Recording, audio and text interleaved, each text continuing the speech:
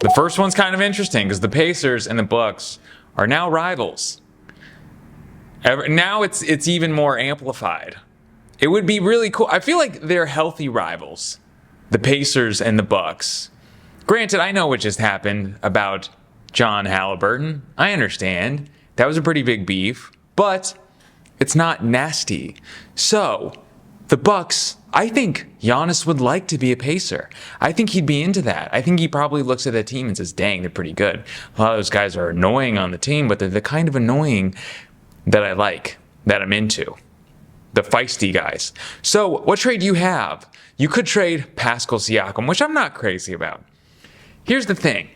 Anyone that's a fan of any of these fan bases, they're going to hate these trades. And that's what, there's going to be a lot of engagement on this video because everyone is going to say, no, don't trade this person. No, you can't trade this person. It used to be, I would say only 5 years ago, every fan base was like, we need to trade for KD. Trade everything for KD. Oh, we need to trade for Kyrie. Oh, we need to trade for Giannis. We need to trade. Every fan base wanted to sell the farm for a star player. Now, and this is a better situation we're in now, every team loves their stars. Every fan base loves their team, which is good. So when I say, oh, y'all Pacers fans, you should trade Pascal Siakam for Giannis if you can get him. Give up a 2028 your own pick, a 2031 your own pick, and then do swaps the years in between. You should do that. Pacers fans say, no, are you kidding me? We won't even give up Ben Shepherd for Giannis. No, thank you. So the Pacers fans, they come up with all these trades that are, Nembhard, Naismith, and Toppin, and we'll take Giannis. They're just bad trades for them because nobody wants to really give up anything. No one ever wants to take anything seriously. So, respect. I think Pacers fans, you have to want Giannis. You have to be willing to give up Siakam for Giannis. Right? I think so. Siakam's sort of Siakam's sort of the perfect number 2. So you almost would have to give up Halliburton. And I know Pacers fans like Halliburton more. They're more infatuated with him. He's their guy. He ain't going nowhere. So I would really like Halliburton and Giannis on the same team. And I like Siakam. Siakam would be pissed if he went to the Bucks. Granted, remember, all these trades are basically going to involve the fact that the Bucks still want to be somewhat competitive because they don't have any of their draft capital in the future. They're all pick swapped out. They're all traded away their picks. Because remember, you can't trade away your picks in consecutive years. That's the Ted Stepien rule. Ted Stepien was the general manager of the Cleveland Cavaliers in the 70s or 60s, I think. 70s, I think. And he just destroyed their team. He just traded away all their picks and killed the franchise for years to come. That's why there's the Stepien rule. I don't think it's officially called the Stepien rule, but that is why you'll never see a team trade their picks away 2 years in a row. And that is why you'll see teams do pick swaps in those years. So basically saying, listen, we can't trade our pick, but if our pick's better than yours, you can have our pick. That's why they do it. Stepien rule. So would the Pacers give up their whole future for Giannis? I think it'd be a good idea. Giannis is really good, and so are the Pacers. How far are the Pacers going to make it this season? They look awesome, and they look like a team, man. If you lose Miles Turner this year, but you replace him with Giannis, you somehow figure that out, and you got Ben Shepherd. I love Ben Shepherd. I love Nembhard. I love Naismith. I love Toppin. Well, actually, Toppin's probably my least favorite of the Pacers crew, I would have to say. A lot of good work ethic guys. Ben Mathurin has potential to be a good defender. The effort is there. The defensive ability isn't quite there. But he's getting better. And he's 16 points a game. Pacers fans, what do you think? I'm sure you don't like it. I'm sure you want Giannis, and the trade that you would come up with looks a lot different. It looks a lot worse for the Bucks. Because I don't think Giannis is going to demand a trade. I think he's too cool for that. He has too much pride. I think he criticized too many people for demanding a trade. Because he did. He did that a lot back before he won the championship. Or after he won the championship.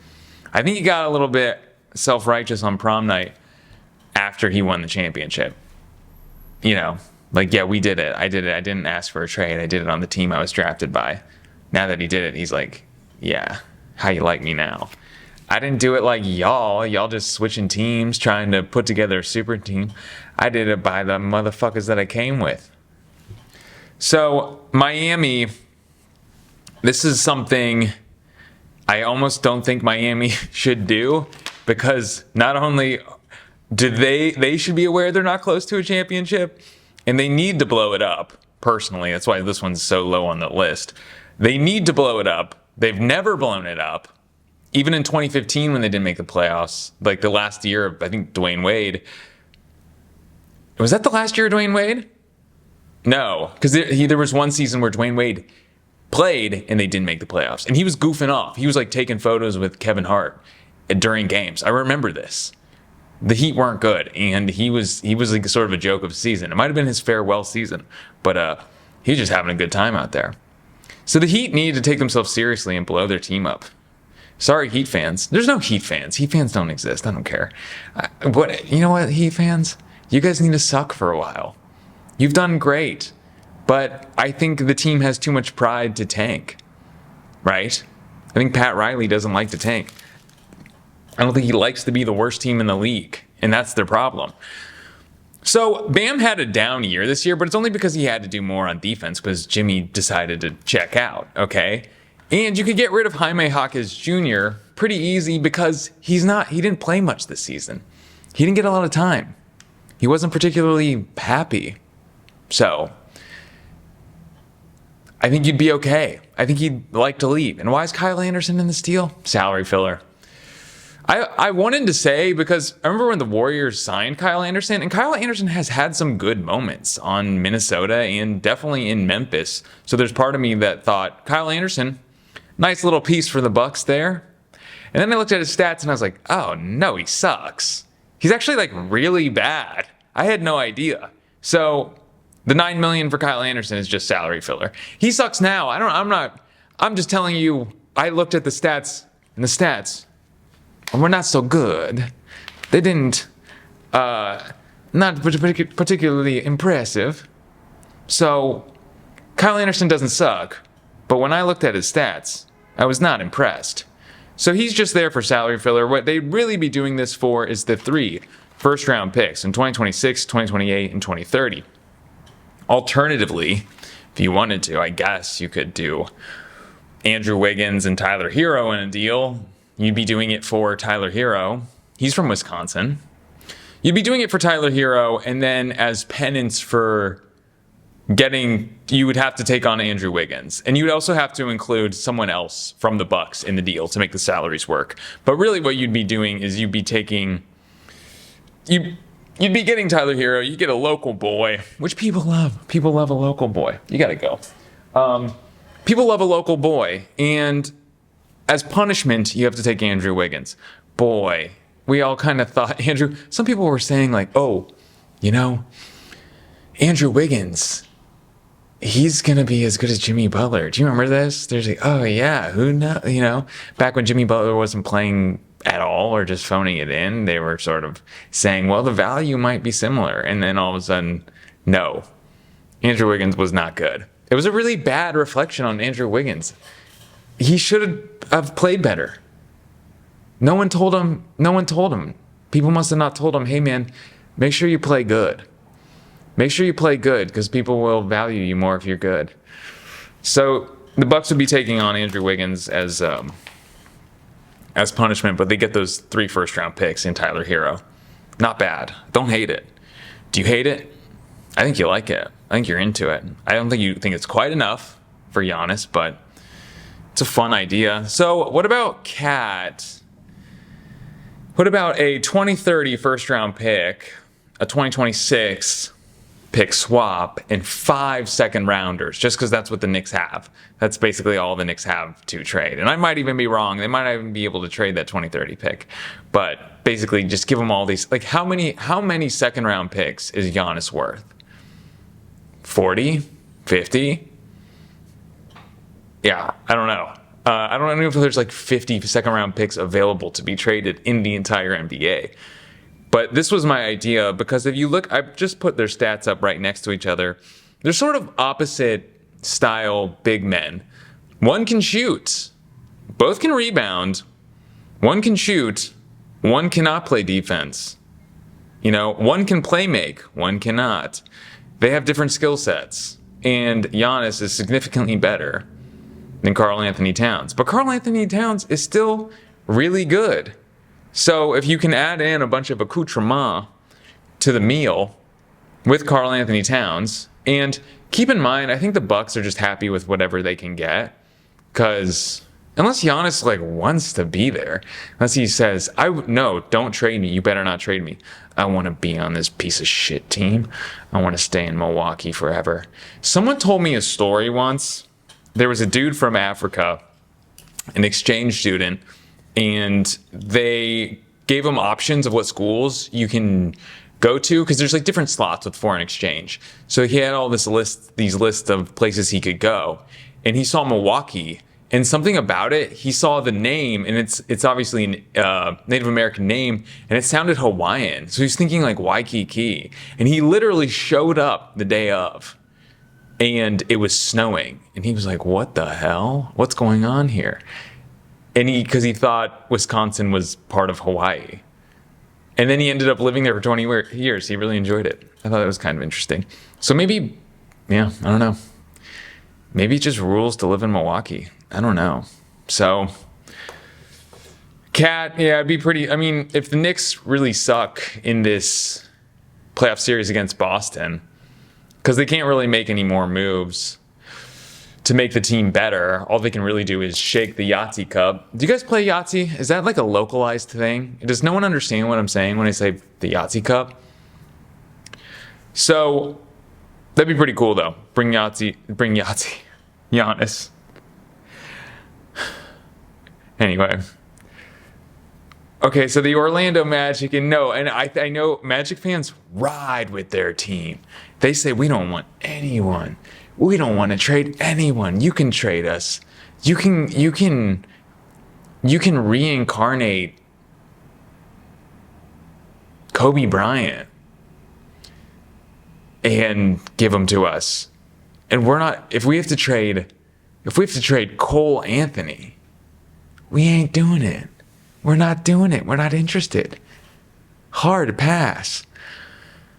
But what about this? Franz Wagner, Jonathan Isaac, and Jet Howard. Jet Howard's in there just for filler. I was wondering, is Jet Howard good? And I was looking and I'm like, he's sort of like Ben Shepherd or these guys where you couldn't make a trade. He wouldn't come up in the conversation when they're discussing the trade. And be like, okay, he hasn't proven himself bad. He's done okay with the minutes he's had. So, hey, we'll throw him in the trade. But Jonathan Isaac, the thing about Jonathan Isaac is, he played a lot of games this year. He's sort of known for being hurt, but he only played 15 minutes a game. One of the people that watched this show, they said Jonathan Isaac gets tired. He can't play very long because he gets tired. That's weird, right? It's weird to say, yeah, I just get so tired out there. I'm exhausted. Does he have a health condition? And I'm not trying to be mean. Literally, does he have a health condition or something? There's guys out here playing 40 minutes a game. If he played for the Knicks, he'd die out on the court. Maybe he does have a health condition. Now I feel kind of bad about it. So if they gave up Franz Wagner, because you're not giving up Paolo, people just like Paolo more than Franz Wagner. They just do. Magic fans do. They're basically same. They have different skill sets, but basically the same stats. Do you like red wine? Do you like white wine? Do you like Franz Wagner? Do you like Paolo Banchero? But they'd have to give up their 2025, 2027, 2029, and 2031 if they wanted to do this. Perhaps that's too much. Because really what you're doing is you're saying Franz Wagner for Giannis and for first-round picks. Probably add some protections on there. Or you could do something, you could swap out Cole Anthony and Anthony Black for Jonathan Isaac, Jet Howard. Do some combination of that, but really what I'm talking about is a Franz Wagner for Giannis Antetokounmpo trade. What do you think? Something to think about. Do I have anything else on here? No. Yeah, Jet's just there to make the salaries work. So, Golden State Warriors, they would have to, in this trade, they'd have to sign Jonathan Kuminga. They would have to get whatever offer and sign whatever, do the whole song and dance, restricted free agent. They would have to do a sign and trade for Jonathan Kuminga. then give over Pods, Moses Moody, and Buddy Hield. Buddy Hield did not have a great shooting year this year. So Buddy Hield is a freebie. Anyone can probably sign him as a free agent this year for, well, no, he's already on a contract, but he's just thrown in the deal. Maybe he makes some threes for you. It'd be about the picks. You'd get Jonathan Kuminga. You'd have to believe in Jonathan Kuminga. I don't believe in Jonathan Kuminga. I'm sorry. A lot of people do. I don't think he's, but I don't think he's anything to like desire to convince you to give up on Giannis or to convince you to give up Giannis for this Jonathan Kuminga potential. I don't think there's that much there. Brandon Podziemski, though, has proven that he can be a solid Warriors rotation guy. Moses Moody as well, because Kuminga is just not getting time in these playoffs. Kerr doesn't trust him, and I think when they do interviews with Kerr, they're talking about how he wants to work him in, and it feels like to me, Mike Dunleavy is saying, hey, when you're doing interviews, they're going to ask you about Jonathan Kuminga because you're not playing him a lot. So when you're doing these interviews, don't make it sound like you're not playing him because he's not good. Make it sound like he's really good and you're trying to work him into the rotation. It's just sort of difficult because he's so good. He's so good at basketball, it's hard to get him minutes, thus bringing up his stock price. They don't like him. They don't want to play him. Give him up. Convince the Bucks that he's good. So if you give up, I guess they have those picks. I did the research. They have a 2026, 2028, and 2031 that I think are available to be traded. It feels like I think they do. I think they can give that up. I did the research, unless I copy-pasted it from another slide. Alternatively, they could say, hey, Jimmy Butler, and those picks. Take those. Jimmy would be so pissed. Sixers, hear me out.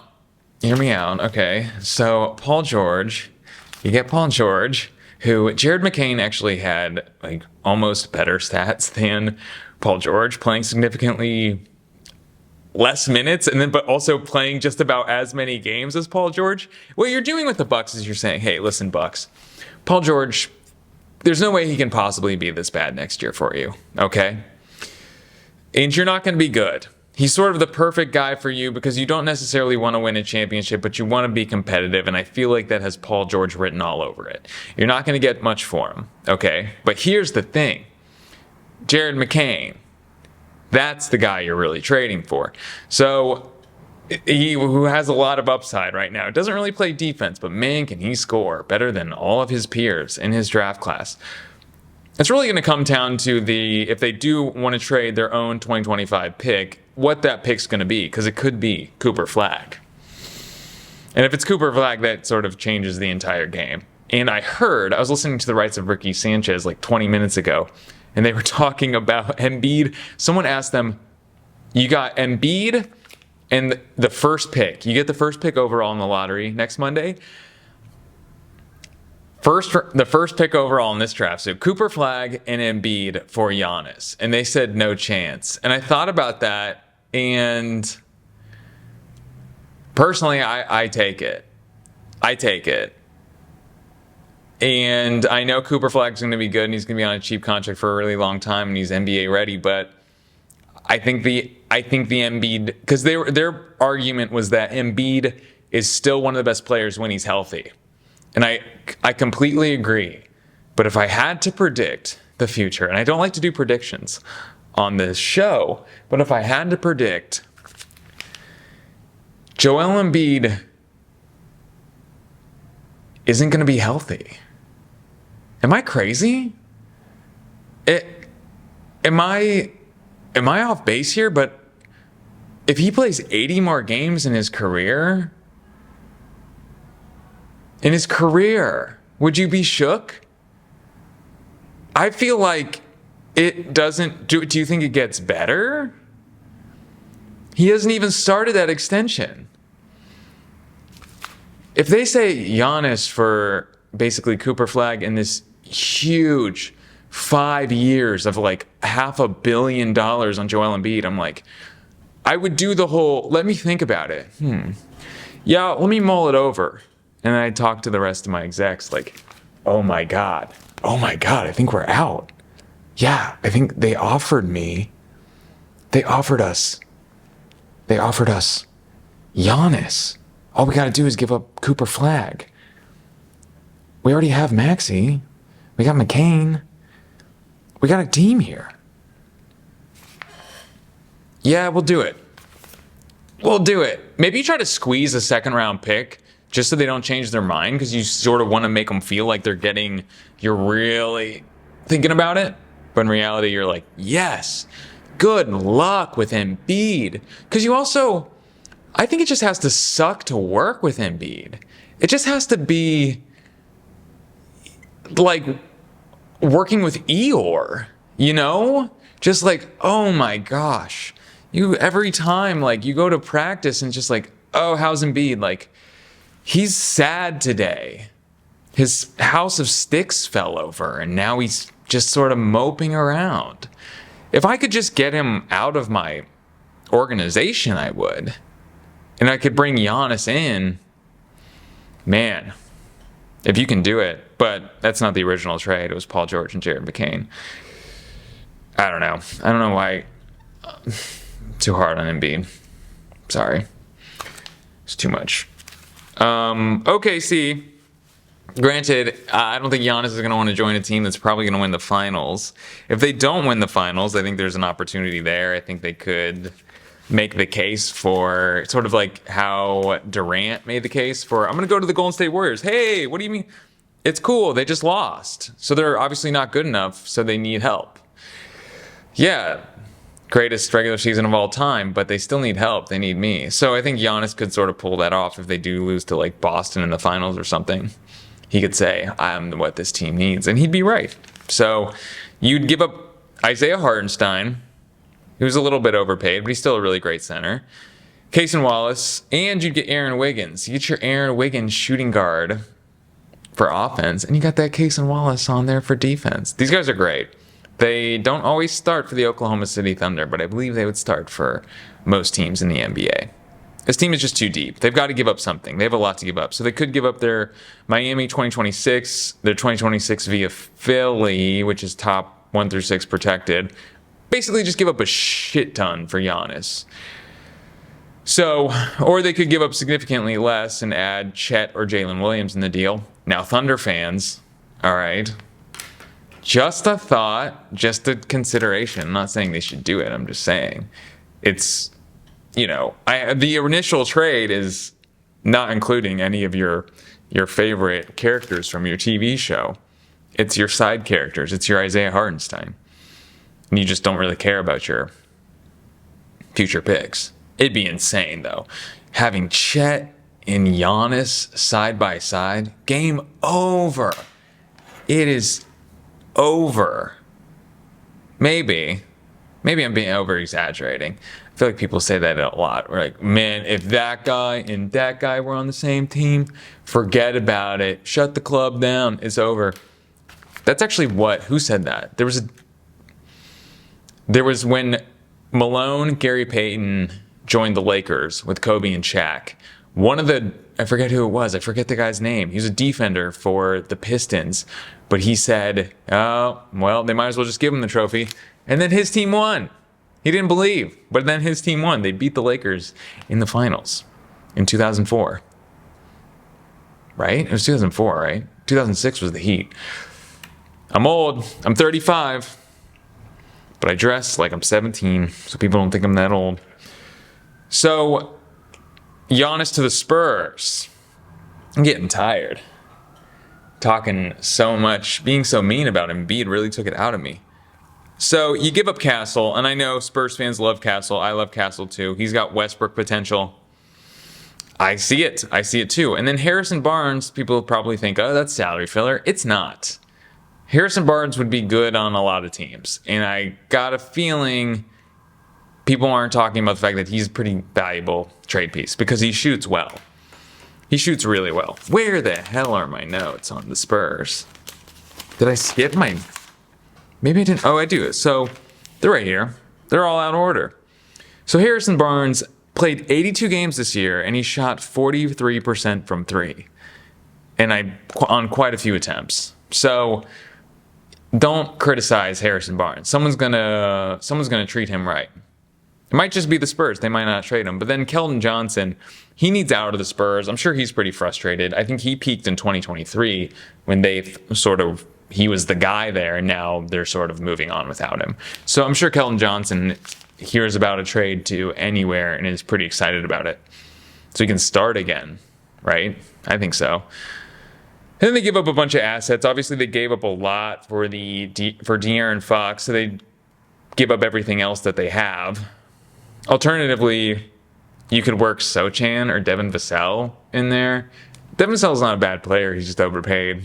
So, but that's what I'm saying is basically give up everything you have for Giannis, and then also give up more by giving up Stephon Castle and Harrison Barnes. I don't even think this gets it done, to be honest. You'd be lucky if the Bucks were okay with that deal. Sorry. Spurs, I don't think you're getting Giannis. I don't think any of these teams are getting Giannis, to be honest. Brooklyn. So this is fascinating to me. Brooklyn is the number one, Vegas odds to get Giannis, which doesn't quite make sense.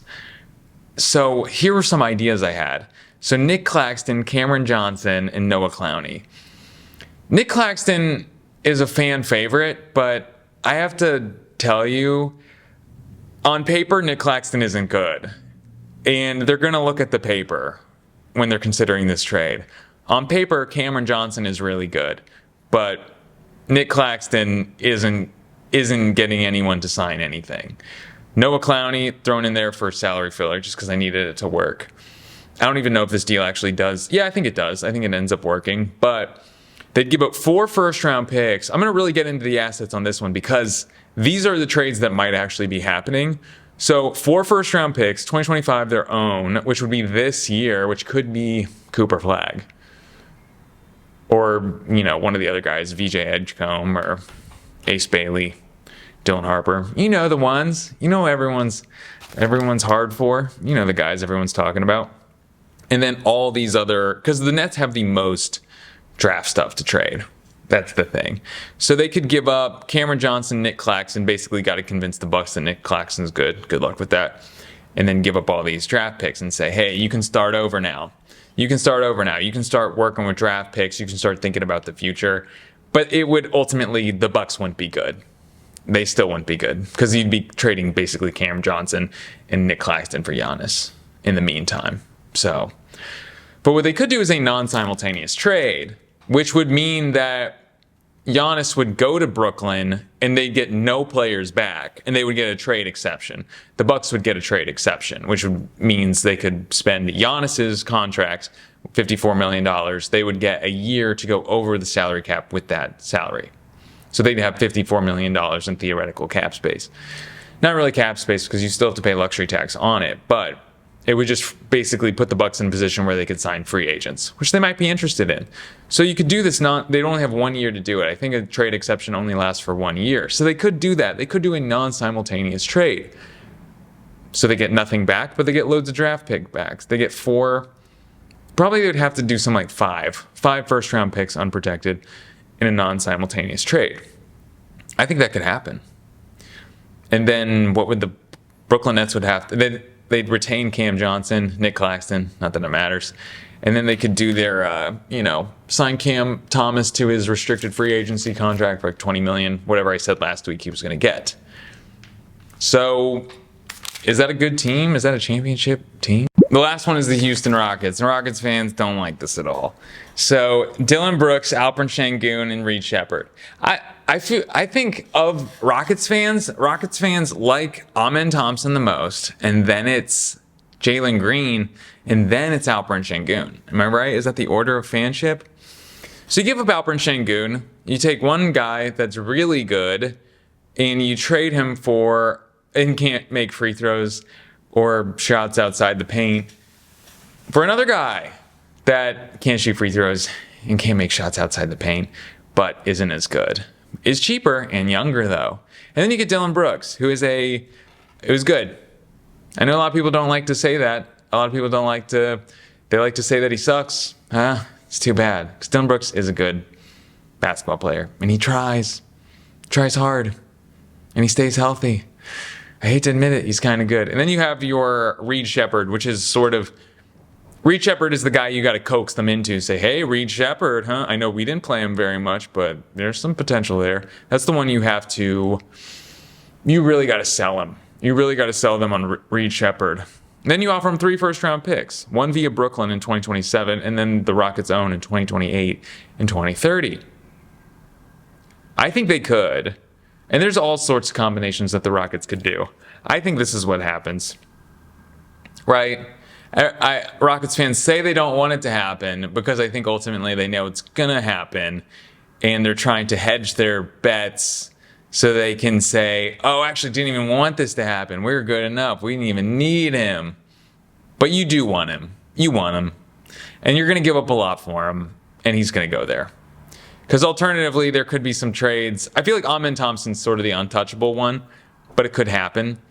But also, Rockets might just sort of pump up Amen Thompson's value so much that they get Giannis for Amen Thompson and not much else. That might be the move. Because it's all perception's reality, you know. And I think that's the thing about being a GM is you have to create an environment where the things you don't value, you have to pretend you value, and you have to notice what the other team does value, and then act like you value that as well, even if you don't. So when you're making a deal, really what it comes down to is making sure the other person thinks that they won the deal. And it's kind of hard for people because people's egos are involved, so they want the deal to end and then be like, ha, I gotcha. I won the deal. I was pretending. But what you really need is them to be like, actually, I feel like I got a good deal on that. So I think he's going to go to the Rockets. What do y'all think? All right. Oh, I didn't promote the Patreon. I should just make a slide to promote the Patreon. So, $2 a month. If you want to join the Patreon, you get it's basically 50 cents a podcast. Every week, every Saturday, I do like a 40 to 50 minute podcast show. And I talk about what's been on my mind. And I spend time on it too. It's not like I'm just being bored and riffing. I am proud of it and I wouldn't put anything out there that I didn't think was good and worth listening to. So yeah, it's $2 a month. You get 4 episodes every month. So that's it. I'm going to put a pinned comment below. Oh, and these are the patron members. I'm going to do that. So, okay. Well, thank you so much. Thank you for being here. Be good to your mammies. Eat a corn dog.